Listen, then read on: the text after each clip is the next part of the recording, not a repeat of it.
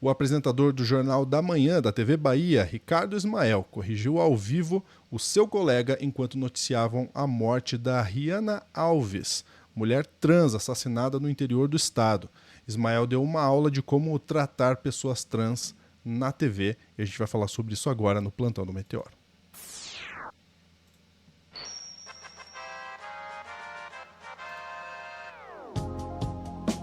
Sofia Labanca já está aqui com a gente para trazer as informações. Lembrando você que você pode me seguir no @lu.junior e você pode seguir a Sofia no @lentevermelha. Vamos lá, Sofia. A gente tá falando daquele caso terrível que a gente já noticiou na terça-feira, né? De uma mulher trans de 18 anos que foi assassinada por um motorista de aplicativo de 19. Esse motorista de aplicativo levou o corpo dela até a delegacia, confessou o crime e foi liberado. Isso aconteceu no interior da Bahia, né? E enquanto estava no jornal local da Bahia, na TV Bahia, filiada da Rede Globo, o apresentador Ricardo Ismael estava dando essa notícia, chamou o repórter Carlos Augusto, e daí aconteceu a seguinte cena aqui que eu vou mostrar para vocês.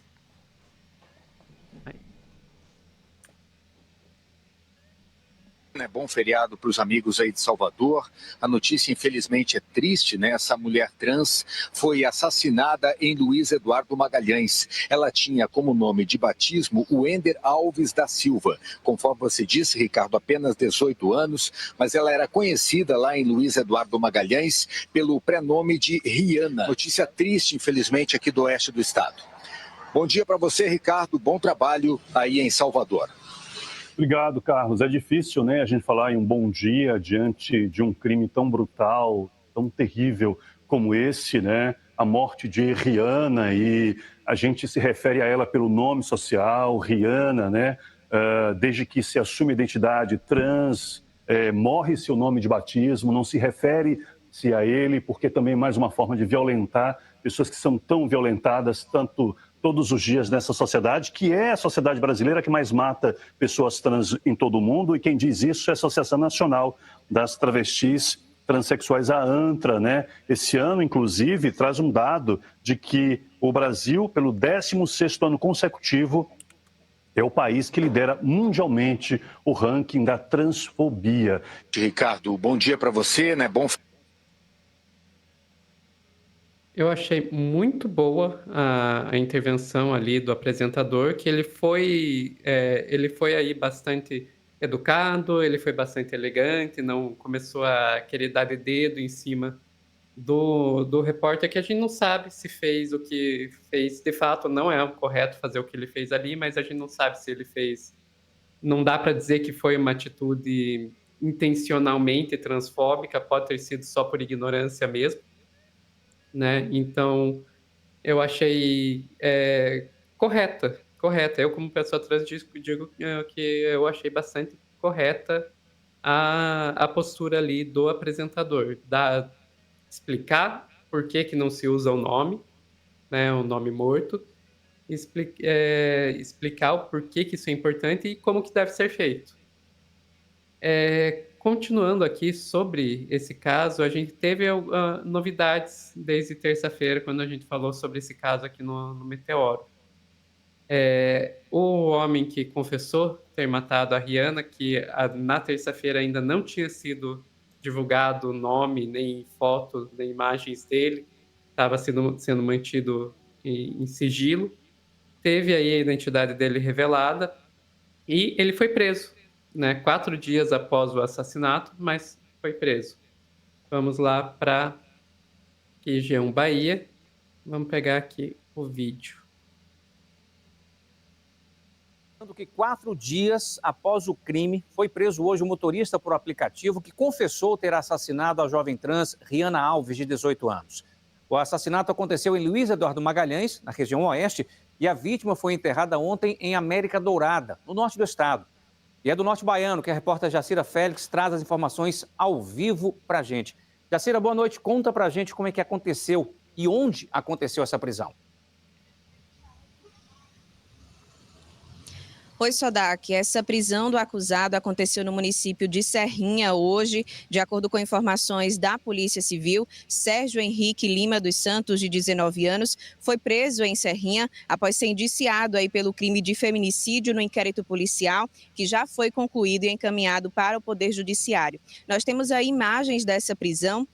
Ele foi preso em uma casa no município de Serrinha. Nas imagens dá para perceber que ele se rendeu aí aos policiais. A nossa produção, inclusive, está apurando por que Sérgio estava em Serrinha. O crime aconteceu no último sábado, segundo a polícia. O acusado e a vítima haviam combinado um encontro e teriam se desentendido aí no caminho. O motorista de aplicativo teria estrangulado Rihanna com um golpe conhecido como mata-leão, alegando legítima defesa. Ele dirigiu até a delegacia com o corpo da vítima e confessou o crime. Ele foi ouvido na delegacia de Luiz Eduardo Magalhães.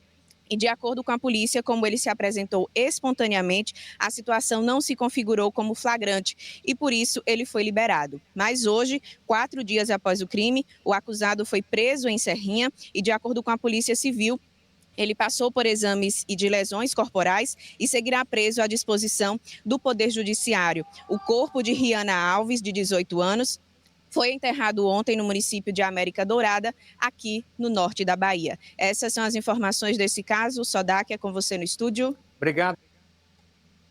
Aí. Então, pelo menos agora ele vai pagar, né? Teve muita gente que comentou sobre esse caso, falando que é o correto ele não ter ficado preso logo que ele se apresentou na polícia, porque não configura flagrante e você só pode ter a prisão em flagrante delito ou por ordem judicial. Então, que essa não teria sido uma transfobia institucional, como foi apontado por toda a população trans, que isso era um exemplo de transfobia institucional, você poder entregar o corpo da vítima e sair livre, mas sim que seria o correto. Mas aí eu sempre tenho que lembrar, e é uma coisa que aprendi aí com os marxistas e que eu levei para a vida, que é na hora de analisar esse tipo de situação, você não tem que pensar no que está na lei, você tem que pensar na prática. Na prática, o Brasil é um país em que 40% da população prisional não está lá em trâmite julgado. Na prática, a gente sabe que se você matar alguém, levar o corpo para a delegacia e essa pessoa não for uma pessoa trans, você muito provavelmente será preso. Isso é o que acontece na prática. Por mais que, na teoria, todo mundo deveria ter o mesmo tratamento, na prática a gente sabe que não é. Então eu vou continuar batendo na tecla que o que a gente viu nesse caso foi um caso de transfobia institucionalizada. E daí eu não posso dizer com certeza, porque a gente está falando aí de contrafactual, né? Mas eu ouso arriscar aqui que se não tivesse tido a repercussão que teve, essa prisão ainda não teria acontecido. Pois é, né, Sofia? Quando eu li isso, eu achei tão absurdo. Tão absurdo. E outra coisa, né? Por sorte, vamos colocar assim, esse rapaz não fugiu. E se ele tivesse fugido? Então, estavam falando, né? O que ele estava fazendo em Serrinha, né? Porque não é a cidade da onde ele morou, da onde ele morava. Pois é, ou seja... Então, ou seja, se bobear, já estava em processo. Já estava em de fuga. processo. É possível. A gente não tem certeza, mas é possível. Então, não faz o menor sentido esse acontecimento. É triste que isso tenha acontecido. É triste que mulher trans tenha que passar por isso, tenha que sofrer do jeito que sofreu e ainda ter essa indiferença institucional, talvez podemos chamar assim, não sei. E o desrespeito, seja intencional ou não, por parte da imprensa. Perfeito, perfeito. Quando o repórter ele fala o nome de batismo, eu quero crer que não foi de propósito, que ele não tem o entendimento de que aquele nome morreu, mas acho que vale se perguntar, né? Qual o objetivo? Pois Se ela era e é uma conhecida como coisa, Rihanna. Lúcio, é uma coisa, Lúcio, que é importante lembrar que a gente, quando é jornalista, a gente às vezes tem que lidar com coisas no qual a gente realmente é ignorante. Isso faz parte do trabalho. são poucos jornalistas que têm o privilégio, eu considero isso um privilégio, de poder se dedicar apenas àquilo que a pessoa consegue, tem um grande conhecimento aprofundado, etc.